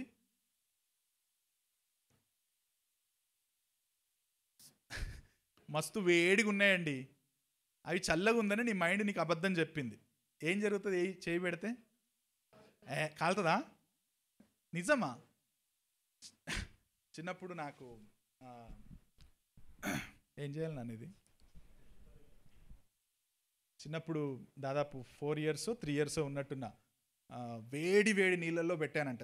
అయితే స్వెటర్ ఉంది, సో చాలా వేడిగా ఉన్నాయంట. తీసేసింది మా మమ్మీ. అట్లనే తీసేస్తే స్వెటర్తో పాటు చర్మం వచ్చేసిందంట, మొత్తం ఇట్లా లేచిందంట. సో నాకు ఇక్కడ అక్కడక్కడ నల్ల మచ్చలు ఉంటాయి. నేను అబద్ధం ఆడతలేదు, సత్యమే చెప్తున్నా. కావాలంటే మచ్చలు చూపిస్తాను మీకు తర్వాత. సో మన మెదడు ఒకవేళ మనకు అబద్ధం చెబితే ఏమవుతుంది? మీ కన్ను మీ మెదడుకు తప్పుడు సంకేతాలను పంపి హైవేలో ప్రమాదకరమైన టర్నింగ్ను లేదు లేదు అది స్ట్రైటే ఉంది అని చెప్పింది అనుకో, మీ మెదడు ఏమవుతుంది? మీ నాడీ వ్యవస్థ మరియు మీ శరీరంలోని ప్రతి అవయం యొక్క నిజాయితీ మీద మనం ఆధారపడతామంట. ఇంగ్లీష్లో బాగుంటుంది, బట్ స్టిల్ మనం అర్థం చేసుకోవచ్చు. మన బాడీలో ప్రతిదీ కూడా ఇంటెగ్రిటీ, సత్యం చెబుతుంది. కాబట్టే మనం చాలా సేఫ్గా ఉంటాం. ఒకవేళ మన ఆర్గన్స్, మన నాడీ వ్యవస్థ అబద్ధం చెప్పాయనుకో మనకు, we will be in dangerous position అని చెప్పి ఏమంటారంటే, క్రీస్తు శరీరం కూడా అంతే. మనం ఇతరులతో సత్యం చెప్పకుండా సంఘము సరిగ్గా పనిచేయాలని ఆశించలేమని అంటాడు. బ్రదర్స్ అండ్ సిస్టర్స్, మనం ఒకరికొకరం అవయవములం. మనం అబద్ధం చెబితే సంఘంలో హాని చేస్తున్నాం మనం సంఘానికి. అది ఏ విధంగా హాని అవుతుందో మనందరికీ తెలుసు. నమ్మకం కోల్పోవడం కావచ్చు, లేకపోతే సంబంధాలు కోల్పోవడం కావచ్చు, విభేదాలు రావచ్చు, లేకపోతే గాసిప్స్ రావచ్చు, ఏవన్నా కావచ్చు. మొత్తానికి సంఘ క్షేమం will be at stake because of your one lie. Brothers and sisters, be careful. సామెతలు 14:25, నిజము పలుకు సాక్షి మనుషులను రక్షించును, అబద్ధములాడువాడు ఏమనుందండి? చాలా మంచోడనుందా? వట్టి మోసగాడట. ఎంత గట్టిగా చెప్పిండు కదా, వట్టి మోసగాడు. నీ సహోదరితో అబద్ధం చెప్పడం ఏంటంట? దాని ప్రకారం నువ్వు మోసం చేయడమే. ఇంకో విషయం చెప్పనా, నీ సహోదరునితో నువ్వు ఒకవేళ అబద్ధం చెబుతున్నావంటే వారిని గాయపరచడం మరియు నిన్ను నువ్వు గాయపరచుకోవడం. You are harming others and you are harming yourselves because you belong to the same body. నువ్వు అదే శరీరానికి చెందిన వాడవు. నీ శరీరంలో ఉన్న ఒక భాగాన్ని గాయపరుస్తే ఆ శరీరంలో ఉన్న నీకు కూడా గాయం అయినట్టే కదా. నీ హ్యాండ్ ఫ్రాక్చర్ అయితే నీ బాడీ ఒక రకంగా ఫ్రాక్చర్ అయినట్టే, అవునా కాదా? నీ హ్యాండ్ను కట్ చేసి ఫ్రాక్చర్ అయిందని బెడ్ మీద పెట్టి నువ్వు వచ్చి సినిమా చూస్తావా? నువ్వు కూడా అదే బెడ్ మీద పండుకోవాలి, అవునా కదా? నీకు కడుపులో ఎక్కడనో గట్టులో మోషన్స్ అయ్యి బాగా విరోచనాలు అయినంత మాత్రాన నువ్వు సైలెంట్గా ఇంకేం పని చేయకుండా ఉంటావా? నీ బాడీ అంతా సఫర్ అవుతుంది, నీ బాడీ అంతా కూడా దాని గుండా వెళ్ళాల్సిందే. సో ద పాయింట్ ఏంటంటే, నీ ఒక్క బాడీ ఒకవేళ గాయం అయితే నీ బాడీ మొత్తం గాయం, లేకపోతే ఆ గాయంలో ఎలా పార్టిసిపేట్ చేస్తుందో, సఫర్ అవుతుందో, నీ ఒక్క అబద్ధం కూడా మొత్తం శరీరాన్ని, సంఘాన్ని కూడా ఆ విధంగా గాయపరుస్తుంది. బ్రదర్స్ అండ్ సిస్టర్స్, చాలా జాగ్రత్త. అసలు అంటే ఒక ఎగ్జాంపుల్ మాట్లాడుకుందాం. ఒకవేళ ఇంట్లో ఒక భార్య భర్తున్నాడు అనుకుందాం, భార్య కాదు భర్తున్నాడు. ఆ భర్త భార్యను మాటికి తిడుతున్నాడు, కొన్నిసార్లు కొడుతున్నాడు అనుకుందాం. క్రైస్తవులు చాలా తక్కువ కొడతారు కదా. డియర్ బ్రదర్స్ అండ్ సిస్టర్స్, భార్య మీద చేతులు లేపితే బాగుండదు. వార్నింగ్. ఏదైనా ఉంటే కూర్చొని మాట్లాడదాం. భార్య మీద చేతులు లేపేది మాత్రం చేయకండి. ఓకే, నీకు ధైర్యం లేదు, నీకు పిరికోడు విను. నువ్వు భార్య మీద చేతులు లేపుతుంటే మాత్రం నీ అంత పిరికోడు ఎక్కడ లేడు.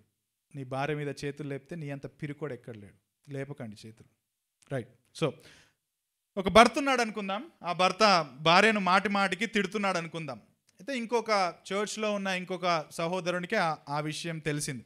సో ఈ వ్యక్తి వెళ్ళి ఆ భర్త దగ్గరికి వెళ్ళి చెప్పాడు, బ్రదర్ దయచేసి, అంటే భార్య చెప్పిందా మరి ఎట్లా చెప్పిందా, మొత్తానికైతే బయటకు వచ్చింది అది. బ్రదర్ ఇట్లా తెలిసింది, చాలా మంచిది కాదు బ్రదర్. సో భార్యను ప్రేమించాలి మనం. యేసుక్రీస్తు మన దగ్గరికి వచ్చాడు, మనల్ని ఎఫెసీ పత్రిక 5లో ఆ విధంగా జీవించమని చెప్పాడు.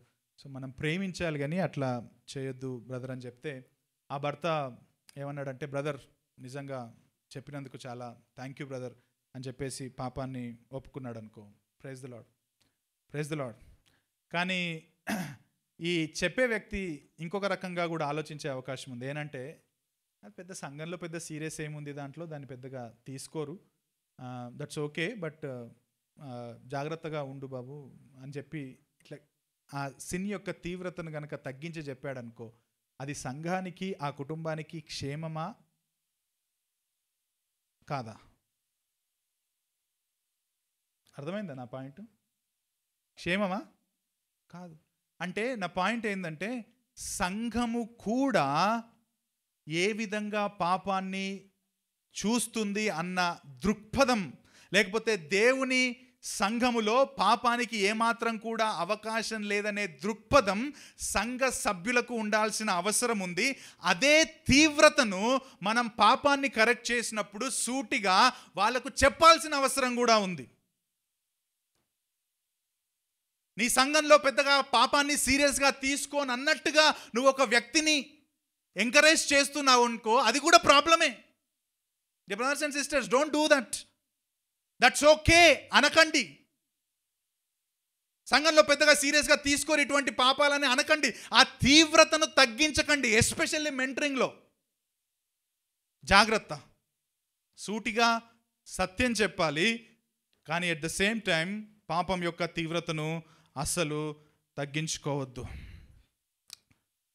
సత్యం చెప్పడానికి మనం పిలువబడ్డాం, సత్యంలో జీవించడానికి మనం పిలువబడ్డాం.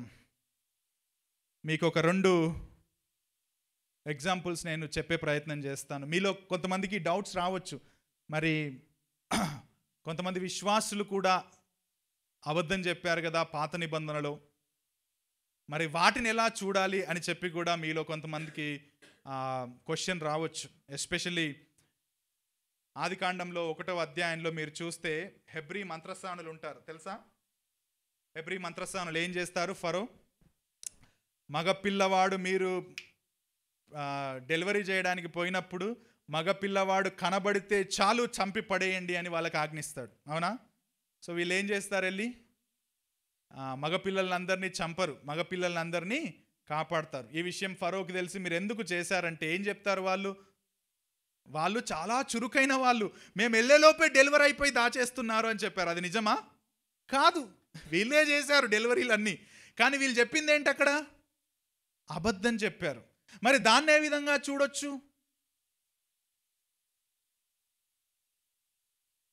ఇంకో దగ్గర కూడా మొన్ననే చదువుతూ ఉండే యెహోషువ 2వ అధ్యాయంలో మోషే చనిపోయాడు, యెహోషువ చార్జ్ తీసుకున్నాడు ఇజ్రాయెలైట్స్ మీద. ఆయన ఎరికోకి వెళ్ళి ఒకసారి పోయి చూసి రాపోండి ఎట్లుందో అని చెప్పేసి 2 వేగుల వారిని పంపుతాడు. పంపితే ఈసార్లు ఎరికోకి వెళ్తారు. వెళ్ళగానే ఎక్కడ దిగుతారంటే లాడ్జ్లో రాహాబు అనే వేశ్య ఇంట్లో దిగుతారు. రాహాబు అనే వేశ్య ఇంట్లో దిగి మేము ఎరికోను వేగులు చూడడానికి వచ్చామంటే సరే అని ఉంచుకుంటుంది. ఈ వర్తమానం ఎట్లా పోయిందో మొత్తానికి, కానీ సీసీ కెమెరాలు లేవు అప్పుడు, అయినా కానీ పోయింది. సో రాజుకు వర్తమానం తెలియగానే రాజు ఇద్దరు మనుషులను చూపారు, రాహాబు ఇంట్లో వేగులు చూడడానికి ఇద్దరు వచ్చారంటే పోయి చూసి రాపోండి, పట్టుకొని రండి అని పంపిస్తారు. వాళ్ళు రాగానే రాహాబు ఏం చేస్తుందంటే వెనకాల దాచిపెడుతుంది వాళ్ళని. దాచిపెట్టి ఇదిగో మీ దగ్గరికి ఇద్దరు వేగుల వారు వచ్చారని మేము విన్నాము, బయటికి తీసుకురా అంటే అవునవును వాళ్ళు వచ్చారు, సత్యమే చెప్పింది అక్కడ, అవునవును వాళ్ళు వచ్చారు, కానీ ఇప్పుడు ఎక్కడున్నారో నాకు తెలియదు. ఇదిగో ఈ మన ఎరికో గవిని అంటే ఊరికి చివర యాక్చువల్లీ గవిని అని ఉండేవన్నమాట, క్లోజ్ చేసేవాళ్ళు తర్వాత ఎవరు లోపలికి రాకుండా. ఈ గవిని మూసే టైంలో వాళ్ళు వెళ్ళిపోయారు, మేబీ అది దాటి బయటికి వెళ్ళారేమో, మీరు త్వరగా వెళ్ళండి, త్వరగా వెళ్తే మీకు ఏమైనా దొరుకుతారేమో అని చెప్తే అవునా ఈమె నిజమే చెప్పింది అనుకొని రాహాబు దగ్గర నుంచి ముగ్గులు వాళ్ళని వెతకడానికి గుర్రాల మీద అట్లా పరిగెడతా ఉంటారు. సో ఇప్పుడు రాహాబు చెప్పింది సత్యమా అసత్యమా? అక్కడే ఉందిగా, వెనకాలనే ఉన్నాడు, మంచిగా దాచుకొని ఉన్నారు, వాళ్ళిద్దరిని దాచిపెట్టింది ఆమె. ఆమె కూడా ఏం చెప్పింది? అబద్ధాన్ని చెప్పింది. సో ఇప్పుడు మరి దీన్ని ఎలా తీసుకోవాలనే ప్రశ్న మీకు రావచ్చు. ఇక్కడ పాయింట్ ఏంటంటే వాళ్ళు అబద్ధం చెప్పారని, అంతేగాని దేవుడు వాళ్ళను అబద్ధం చెప్పమని ఆజ్ఞాపించలేడు. వాళ్ళు అబద్ధం చెప్పినందుకు కూడా దేవుడు చాలా ఉప్పొంగి వాళ్ళను ఆహా మీరు చాలా మంచి పని చేశారని వాళ్ళని ఏదో సంతోషంగా నింపాడని అక్కడ పాయింట్ కాదు. సో వాళ్ళు కూడా అబద్ధం చెప్పారు, అది వాళ్ళు చెప్పినంత మాత్రాన దేవుడు అబద్ధాన్ని ప్రేమిస్తున్నాడని అక్కడ అర్థం చేసుకోకూడదు. నా మాటలు అర్థమవుతున్నాయా? సో వాళ్ళు అబద్ధం చెప్పారు, కానీ ఎందుకు చెప్పారంటే ఆ విపత్కరమైన పరిస్థితిని తప్పించడానికి చెప్పారు.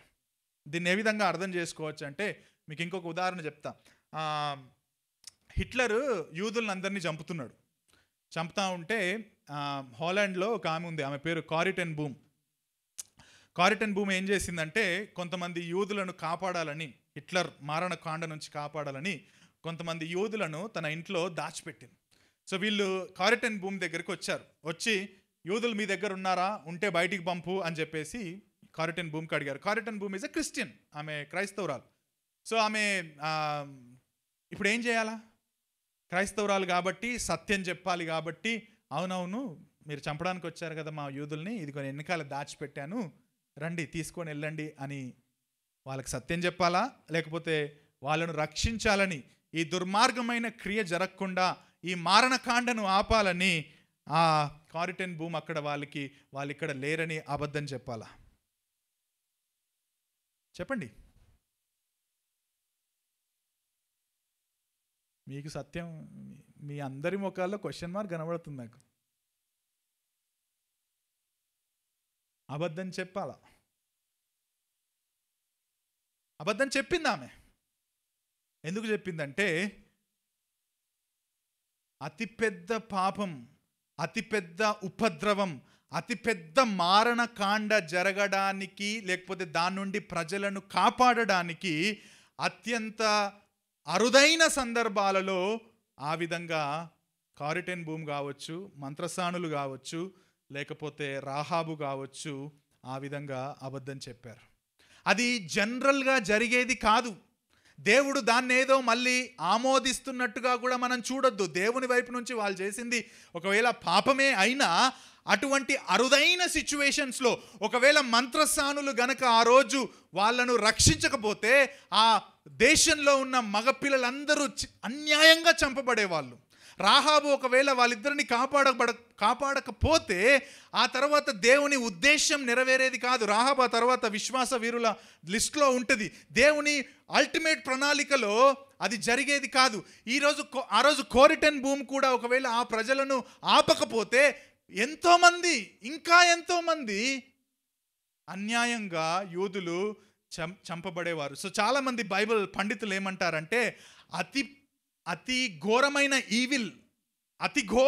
ఈవిల్ జరగకుండా కొన్నిసార్లు ఈ విధంగా దేవుని పిల్లలు అబద్ధం చెప్పారు అనేది మాత్రమే మనం చూడాలి. కానీ మనం అబద్ధం చెప్పడానికి దేవుడు మాత్రం ఆమోదిస్తున్నాడని మాత్రం ఇక్కడ చూడకూడదు అని అంటారు. అర్థమవుతుందా ఇప్పుడైనా? అది జనరల్ కాదండి.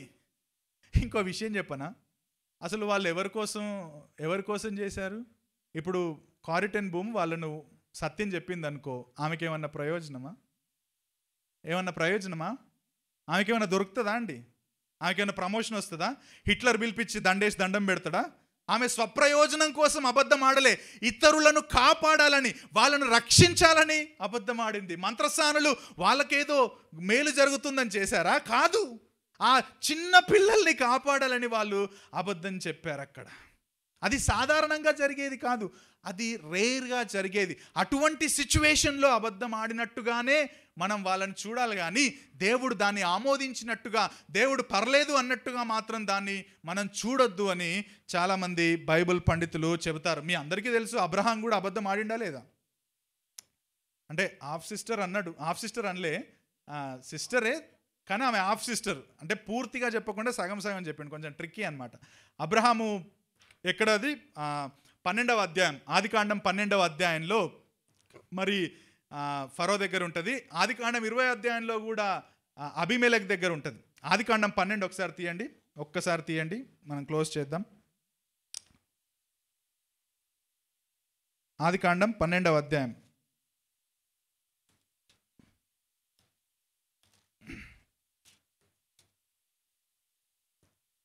10వ వచనం. అప్పుడు దేశంలో కరువు వచ్చింది, దేశంలో భారంగా ఉన్నందున కరువు అబ్రాము, ఆయన పేరు అబ్రహాముగా రాలేదు, ఇంకా అబ్రాముగానే ఉన్నాడు, ఐగుప్తు దేశంలో నివసించడానికి వెళ్ళాడు. సమీపించినప్పుడు భార్య అయిన షారైతో, ఇదిగో నువ్వు చక్కని దానవని ఎరుగుతున్నావు. చాలా బ్యూటిఫుల్ ఉండేనంట షారై. ఐగుప్తులు నిన్ను చూచి ఈమెతని భార్య అని చెప్పి నన్ను చంపి నిన్ను బ్రతకనిచ్చేదురు గనక నాకు మేలు కలుగునట్లు, నిన్ను బట్టి నేను బ్రతుకున్నట్లు నీవు నా సహోదరివని దయచేసి చెప్పుమనెను. అసలు ఆమె ఎంత బ్యూటిఫుల్గా ఉందంటే శారమ్మ, ఫరో దగ్గరికి పోయిందంట న్యూస్, మన ఐగుప్తుకి ఒక ఫీమేల్ వచ్చింది, ఒక అమ్మాయి వచ్చింది, చాలా బ్యూటిఫుల్గా ఉందని కొందరు అందరు వెళ్ళి ఫరోకి చెప్పారట. అంత బ్యూటిఫుల్గా ఉండేనంట శారమ్మ. ఫరో సరో పిలిపియండి అని చెప్పేసి శారమ్మని పిలిపించిండు. శారమ్మని ఇంకా శారమ్మతో ఏం వ్యభిచారం చేయలేదు, పిలిపించిండు. పిలిపియంగానే ఏం చేసిండు, ఏమైంది ఇమ్మీడియట్గా చదవండి 17వ వచనం. అయితే యెహోవా అబ్రాము భార్య అయిన షారైని బట్టి ఫరోను అతని ఇంటి వారిని మహావేదనల చేత బాధించెను. ఇంటికి శారమ్మ రాగానే దేవుడు ఏం చేశాడు, వాళ్ళ ఇంటి వారందరినీ మహావేదనల చేత బాధ పెట్టాడు. ఆ బాధ కలగగానే ఫరోకి అర్థమైంది, దేవుడు ఓపెన్ చేశాడేమో మైండ్, పిలిపించాడంట అబ్రహామును, షారాని పిలిపించి, ఏం చేసినావు నాయన, నువ్వు చెల్లెలని చెప్తీవి కదా, నువ్వేంది ఇంత పెద్ద, నీ వల్లనే ఇంత పెద్దగా అయింది అని చెప్పేసి ఆయన అబ్రహాముతో ఆ మాట చెప్పాడు. మీరు 20వ అధ్యాయం చూస్తే అబీమెలెకు దగ్గర, అప్పుడు అబ్రహాం ఒప్పుకుంటాడు కూడా, ఆమె నా చెల్లెలే, అంటే హాఫ్ సిస్టర్ యాక్చువల్లీ. అబీమెలెకు దగ్గర ఆ మాట ఒప్పుకుంటాడు. సో ఇక్కడ ఒకవేళ దేవుడు ఇంటర్వ్యూన్ కాలేడు అనుకోండి, ఏం జరిగేది?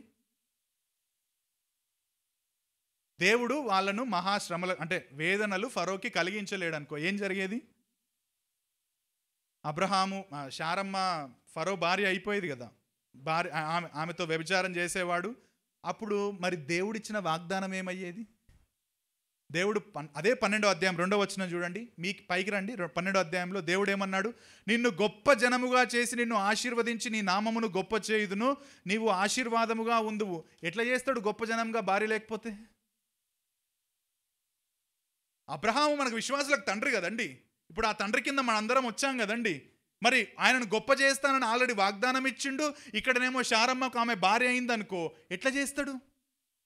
సో ఆయన వాగ్దానాన్ని నెరవేర్చడానికి ఆ తర్వాత 17వ అధ్యాయం మీరు చూస్తే ఇస్సాకు ద్వారా, అబ్రహాము, ఇస్సాకు, యాకోబు, ఆ తర్వాత అదే లైన్లో యేసుక్రీస్తు ద్వారా తన విమోచన కార్యాన్ని జరిగించడానికి దేవుడు ఎన్నుకున్న ప్రణాళిక తప్పిపోయే అవకాశం ఉంటుంది.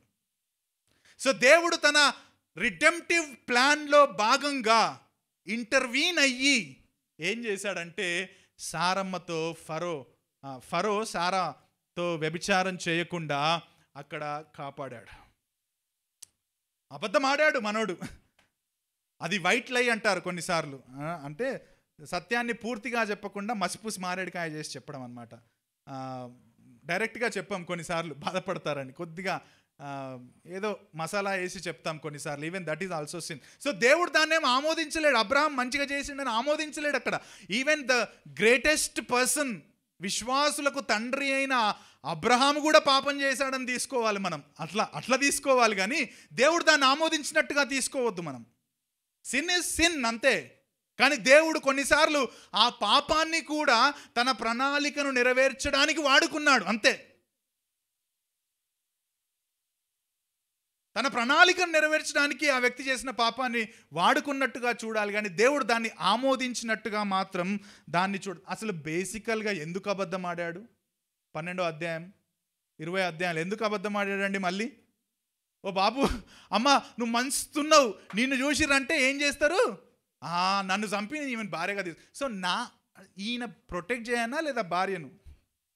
ఈయన నిలబడాలి, ఏమైనా సరే నేను నిలబడతా అనాల్సింది పోయి నిన్ను చూసి నన్ను చంపుతారేమో, నేను బతకాలంటే నువ్వు నా చెల్లెలివి అని చెప్పి అని తన స్వార్థ ప్రయోజనం కోసం అబద్ధం ఆడాడు అబ్రహాం. సో ఈ ఇన్సిడెంట్స్ని, అంటే ఇవన్నీ మీకు ఎందుకు చెప్తున్నానంటే దేవుడు వీటిని ఆమోదించినట్టుగా చూడకూడదు. అంటే the greatest people in the Bible also they lied, but that doesn't mean that God approved it. దేవుడు దాన్ని పర్లేదు అన్నట్టుగా చూడకూడదు. దేవుడు కొన్నిసార్లు వాటిని ప్రత్యేకమైన సందర్భంలో తన ప్రణాళికను నిర్వర్తించడానికి వాడుకున్నాడు, కానీ దేవుని దృష్టిలో పాపమే. అందువల్ల మనమేం చేయాలంటే దేవుని పిల్లలుగా సత్యం చెప్పాలి. అందుకే మనం పైన కూడా చూసాం, ప్రేమ కలిగి సత్యము చెప్పుచు సువార్త అని చెప్పాం అక్కడ. ఆ తర్వాత ఇదే విధంగా రెండవ అప్లికేషన్ కూడా మనం తీసుకోవాలి. ప్రేమగా చెప్పాలి, ప్రేమగా గాయపరచాలి. సామెతల్లో ఉంటుంది కదా, లోపట ప్రేమించడం కంటే బహిరంగంగా గద్దించుట మేలు, మేలును కోరి స్నేహితుడు గాయాలు చేస్తాడు, పగవాడు లెక్కలేనన్ని ముద్దులు పెడతాడు. ఇతరులను సంతోష పెట్టడానికి మనం పిలవబడలేదు. Brothers and sisters, don't try to please people. ప్రతిసారి వాళ్ళని అట్లా మీరు ఎవరైనా బ్రతికితే మీరు పెద్ద బంధకాల్లో ఉన్నట్టు. మీకు కొన్నిసార్లు నిద్రలు రావు మీకు. ఎవరినన్నా సంతోష పెట్టాలనే జీవితం మీరు జీవిస్తే బయటికి వచ్చేయండి దాంట్లోంచి. మేలును కోరి గాయాలు చేయండి, కానీ ఎట్లా చేయండి అంటే ప్రేమతో చేయండి. జడ్జిమెంటల్ తీర్పు తీర్చే ఉద్దేశంతో కాదు, ప్రేమతో సత్యము చెప్పడానికి మనం ప్రయత్నం చేయాలి. ఒకసారి అనిలన్న నా దగ్గరికి వచ్చాడు. ఆయన బ్లడ్ ఇన్వెస్టిగేషన్స్ అన్నీ చూసి, మీరు బాగున్నారన్నా, వెళ్ళొచ్చు మీరు, సూపర్, మీరు అసలు హెల్త్ అంతా అన్ని నార్మల్ లెవెల్లో ఉన్నాయి, వెళ్ళండి అన్నాడు. నెక్స్ట్ డే అన్నకు సివియర్ చెస్ట్ పెయిన్ వచ్చింది. అన్న రాలేడు, రైట్. అన్నకు అనుకోండి చెస్ట్ పెయిన్ వచ్చింది, డాక్టర్ గారి దగ్గరికి వెళ్తాడు.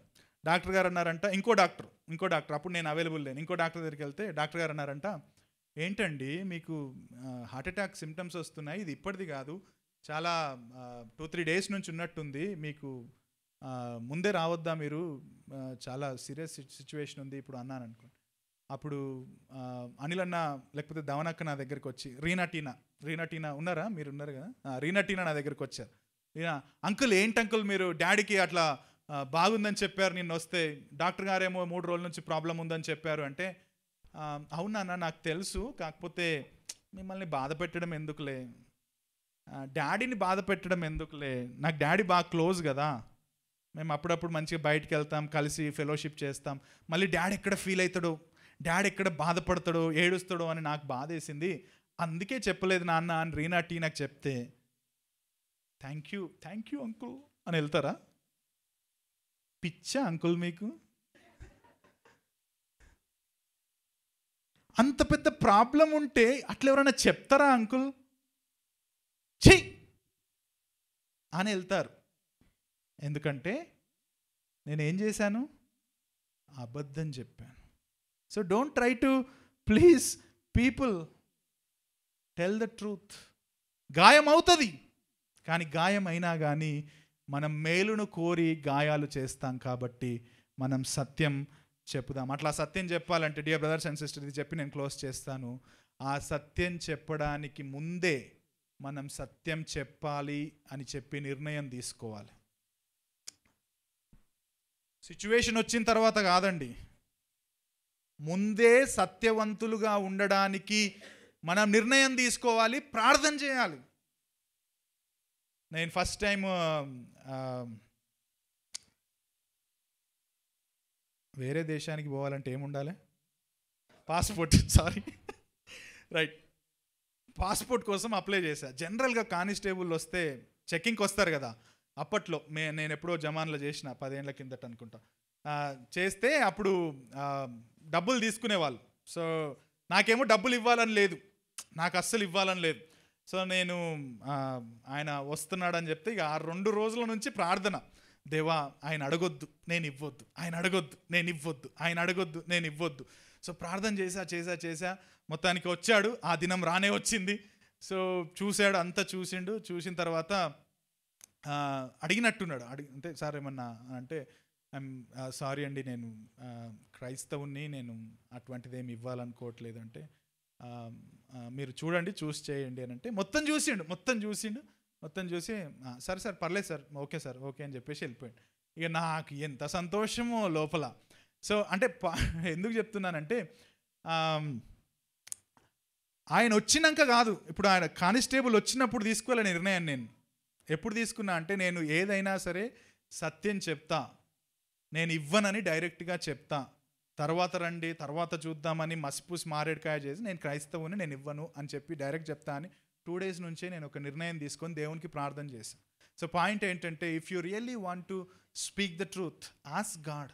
దేవుణ్ణి అడగండి, దేవా నేను సత్యం చెప్పాలని ఇష్టపడుతున్నా, దేవా నాకు సహాయం దయచేయి, నేను సత్యం చెప్పడానికి నాకు ప్రోత్సాహం దయచేయి అని చెప్పేసి దేవుణ్ణి అడుగుదాం. ముందుగానే నిర్ణయం తీసుకుందాం, పరిస్థితులు వచ్చినప్పుడు కాకుండా. నిఖార్సైన క్రైస్తవులుగా అని రాశాను నేను అక్కడ. అంటే నిఖార్సైన అంటే తెలుసా ఏంటని? బ్లేమ్లెస్ అంటే దమ్మున్న క్రైస్తవుడు, ఒక రకంగా చెప్పాలంటే. సో మనల్ని చూసి ప్రజలు అరే ట్రూత్ మాట్లాడతాడు, వీడు సత్యమే మాట్లాడతాడు అన్న టెస్టిమోనీ ఇవ్వగలిగే విధంగా మనం అందరం ఉండాలి. సో ప్రేమ కలిగి సత్యం చెప్పుదాం. మనందరం కూడా ఒకే అవయవానికి చెందిన వాళ్ళం కాబట్టి మనం దేవునికి ఇష్టమైన పిల్లలుగా ఉండడానికి మనం ప్రతి ప్రయత్నం చేద్దాం. దేవా, ఈ మాటలు మా జీవితాల్లో ప్రతిధ్వనించి పాటించడానికి సహాయం దయచేయమని, సత్యవంతుడైన దేవుణ్ణి కొలుస్తున్న మేము సత్యము కలిగి మాట్లాడడానికి, సత్యమును పాటించడానికి సహాయం దయచేయమని మీ కుమారుడైన సత్యమైన యేసుక్రీస్తు నామంలో ప్రార్థించి అడిగి వేడుకుంటున్నాం తండ్రి. ఆమెన్.